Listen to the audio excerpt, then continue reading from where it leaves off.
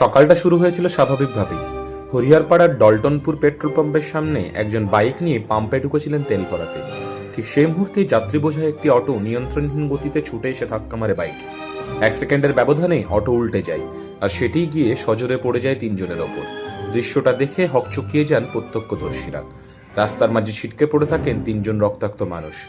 যাত্রীদের চিৎকার, ছুটোছুটি, চারপাশে হুলস্থুল কাণ্ড। স্থানীয়রা কোনো রকমে অটোটি সোজা করে উদ্ধার করেন আহতদের। 3 জনকে তড়িঘড়ি নিয়ে যাওয়া হয় হরিহরপাড়া ব্লক স্বাস্থ্য কেন্দ্রে। সেখান থেকে একজনের অবস্থা আশঙ্কাজনক হওয়ায় রেফার করা হয় মুর্শিদাবাদ মেডিকেল। খবর পেয়ে দ্রুত ঘটনাস্থলে পৌঁছয় হরিহরপাড়া থানার পুলিশ। হলো দুর্ঘটনা কি দেখলেন? মোটরসাইকেলটা আপনার পাম্পে ঢুকছিল, ঠিক আছে, ডলটনপুর পেট্রোল পাম্পে ঢুকছিল, আর ওটোর স্পিড ছিল, মোটরসাইকেলও ঢুকছিল, ঠিক আছে।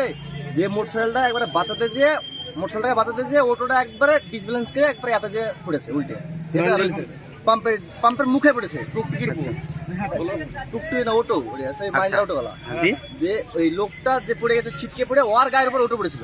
দিয়ে ওকে ওটো সবাই মিলে হাতে উল্টে গেছিল, তোলার পর ওকে বার করা আছে টেনে। আপনারা নিয়েছিলেন? আমরা হসপিটালে নিয়েছিলাম। কজন আহত হয়েছে? 3 জন। মানে মোটরসাইকেলটাকে হালকা লেগেছে, আর 2 জন, একটা মেয়ে আর একটা ওই পাটা। ওই অটোতে কজন যাত্রী ছিল?